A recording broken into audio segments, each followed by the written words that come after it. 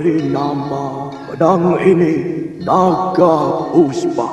Selamatkan dia. Jangan sampai jatuh ke tangan pendekar berwatak jahat.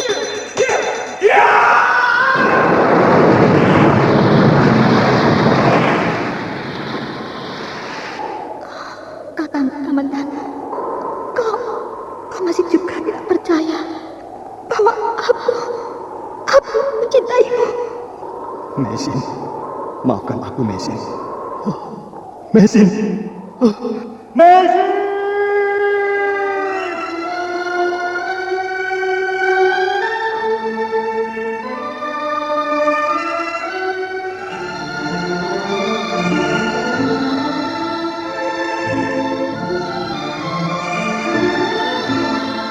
Sebuah kisah dengan latar belakang sejarah runtuhnya Singasari dan berdirinya Kerajaan Majapahit.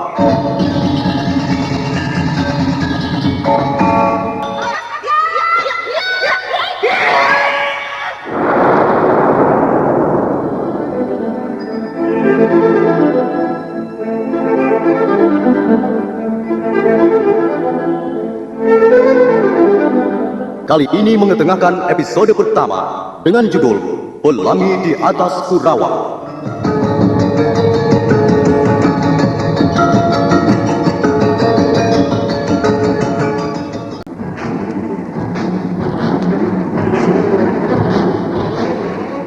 Rana Raja akhirnya turun tangan karena dirasa sikap petani tua itu sudah keterlaluan. Sebagai orang berpangkat yang sedang mengemban titah raja, dia merasa tersinggung dan diremehkan.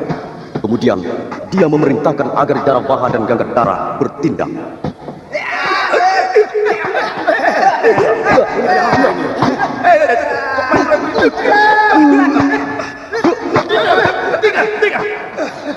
Mundur Jarabaha, hadapilah Ganggadara. Situ Abaka ini agaknya pihak panen juga, Tuan. Mundur kataku. Patua, jadi kau mau pamer kepandaian di depan kami? Apa? Aku mau pamer kepandaian. Teman-temanmu itulah yang sok jago. Mentang-mentang prajurit Singasari, lalu main tendang, main pukul, main keroyok. Ya, tentu saja aku tidak mau diperlakukan seperti itu. Kalau kau masih berkeras tidak mau melayani kami dengan baik, aku yang akan turun tangan. Sekarang ternyata kau yang ingin pamer kepandaian di depan. Patua, lihat, aku membawa tanda pengenal dari istana. Kau tahu artinya? Tidak. Kurang ajar. Jawabanmu semakin memerahkan telinga. Aku sendiri yang akan menghajarmu, Patua. Hati-hati, Tuan. Orang tua itu cukup lincah dan gesit. Diam kau, Jarabaha. Kau telah melawan kami. Dan itu berarti melawan pemerintah Singasari. Terserah. Aku tidak merasa berbuat yang merugikan kalian. Aku bekerja di sawahku sendiri. Kalian yang datang mengganggu aku dan mengacakku ribut-ribut. Ada apa, Paman Ranubaya? Mereka itu yang punya persoalan. Tanya saja pada mereka. Kalau tidak salah, tuan-tuan adalah prajurit Singasari. Iya, kami memang prajurit Singasari. Kami datang ke Kurawan ini untuk mengemban titah Prabu Kertanegara. Begitu.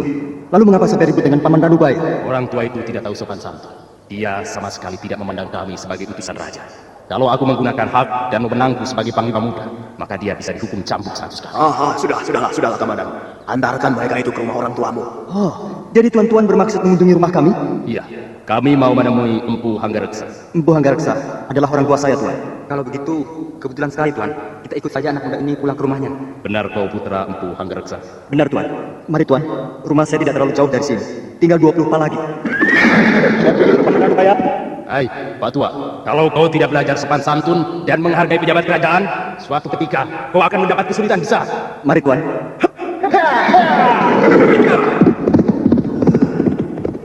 Prajurit Singasari.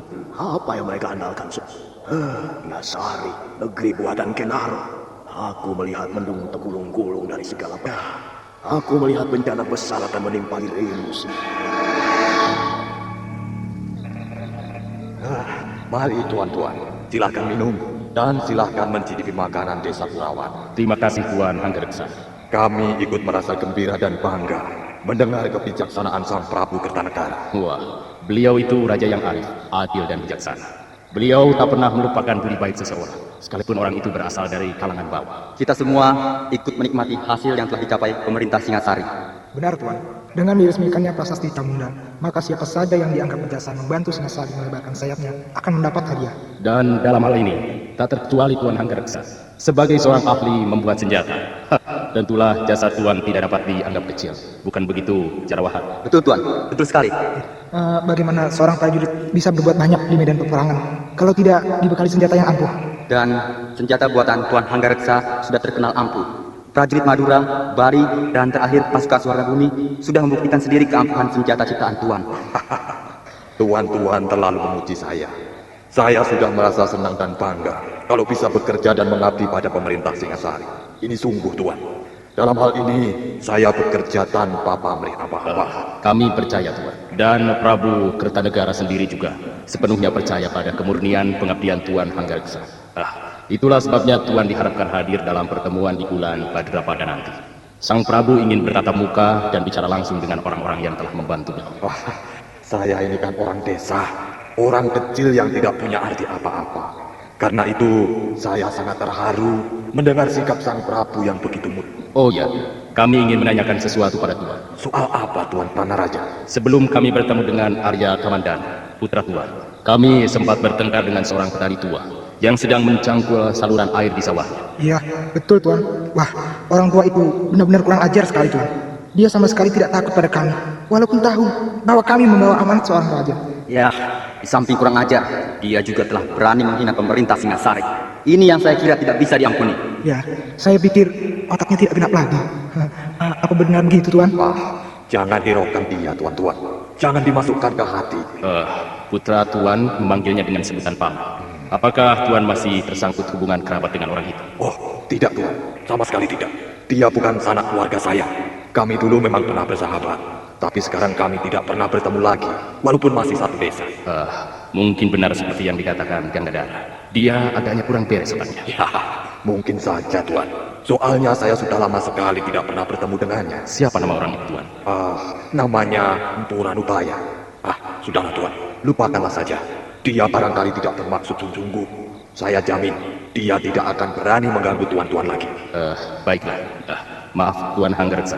Kami ingin istirahat. Silahkan, tuan-tuan, silahkan. Ruangan sudah disediakan untuk sekedar, merebahkan badan. Maaf, beginilah keadaan rumah kami. Serba sederhana. Ya, maklumlah rumah desa, Tuan. Ini sudah lebih dari nyaman, Tuan.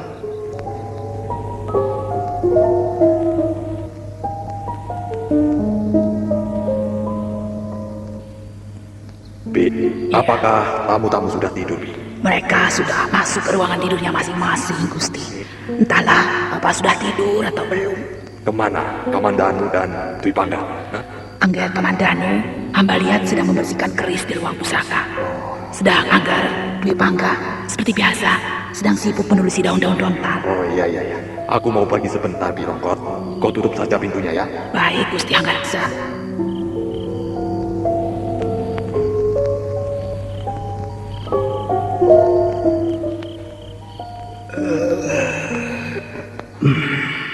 Ngantuk. Apa enaknya tidur saja ya? Nanti kalau Bapak Guru mencari, bagaimana? Ya, guruku memang orang aneh, susah ditebak, sukar diketahui apa kemauannya. Tapi, beliau memang guru yang hebat. Dalam hal ini, dalam hal pembuatan senjata pusaka di seluruh Singasari ini, bahkan mungkin di negeri-negeri lain, kukira belum ada yang mampu menandinginya. Siapa itu malam-malam datang kemari? Pasti orang yang ingin memesan senjata pusaka. Dia pasti kecewa, sebab guru sudah tidak melayani pesanan senjata pusaka. Apakah aku bisa bertemu dengan Empu Ranubaya? Bukankah Tuan... Ya, betul. Aku Hanggareksa, sahabatnya. Apakah kau Wirot? Iya Tuan, saya Wirot. Mana Kakang Ranubaya? Apakah aku bisa menemuinya? Sekarang ini tidak di rumah Tuan. Di mana aku bisa menemuinya? Apakah harus sekarang Tuan? Aku besok pagi sudah harus berangkat ke kota Singasari. Kalau begitu, mari ikut saya Tuan.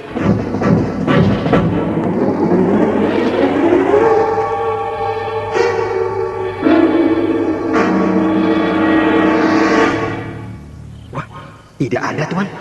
Biasanya guru ada di sini. Apa yang dilakukannya di sini malam-malam begini? Ha?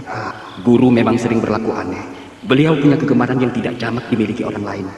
Biasanya dia duduk di sini, di atas akar pohon ini, sambil memandang bulan yang berkaca di permukaan air sungai itu. Ya, beliau kadangkala betah duduk di sini sampai menjelang pagi, Tuan. Mengapa begitu? Mestinya gurumu lebih mapan, karena sekarang usianya sudah agak lanjut. Saya hanya seorang murid, Tuan. Pengetahuan seorang murid terbatas. Paling banter sebatas pinggang gurunya, Tuan. Iya. Lalu, kalau begitu di mana dia sekarang, Wirot? Apakah tidak ada tempat yang lain yang biasa dikunjungi Kakang Ranubaya? Ada, Tuan, ada. Tapi sudah hampir 1 bulan ini beliau tidak mengunjungi tempat itu. Ya, siapa tahu dia ada di sana. Baiklah, mari ikut saya, Tuan. Mudah-mudahan saja guru ada di sana. Ya.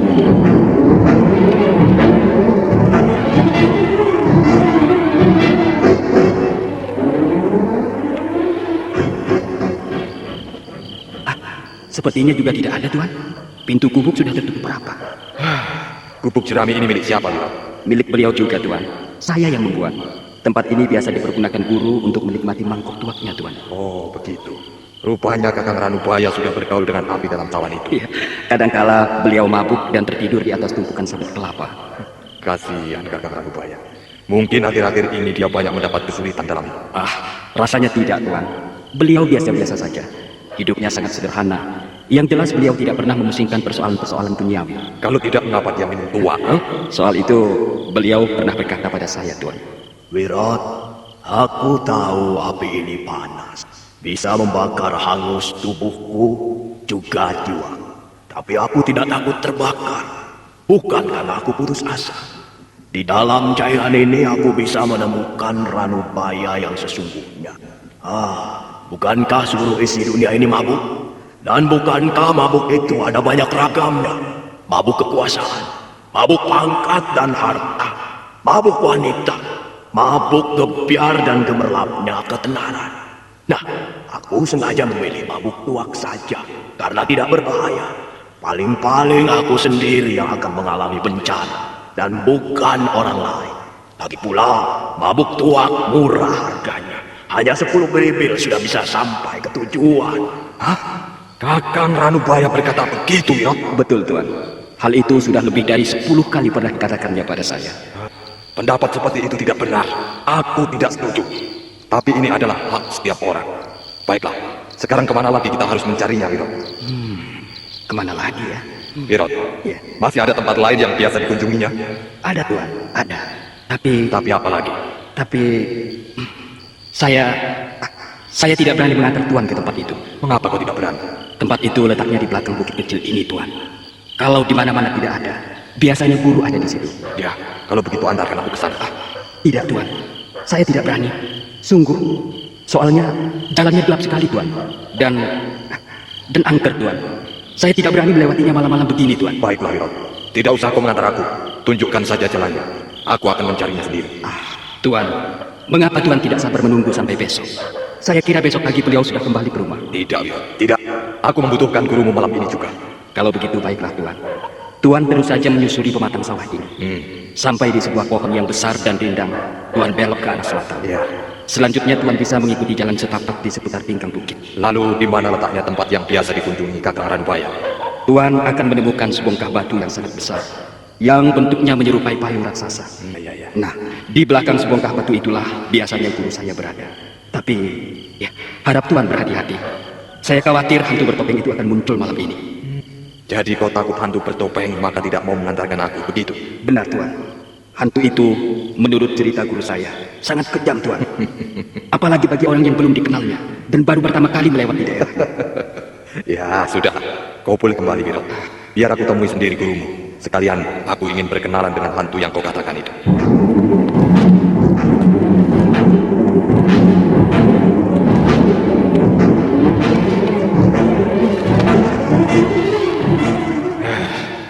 Memang benar apa yang dikatakan Wirot.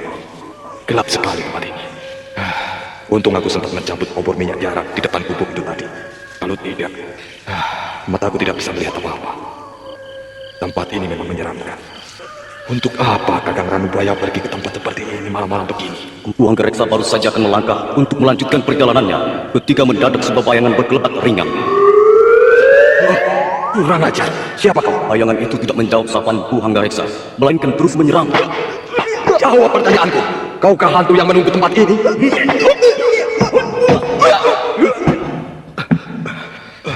Nah, mau apa kau sekarang? Masih ingin mencoba Empu Hanggareksa? Kau ternyata hantu gadungan. Coba, aku ingin tahu wajah di balik topengmu ini. Empu Hanggareksa sambil menjepit lengan hantu bertopeng, menyingkapkan topeng di wajah hantu itu.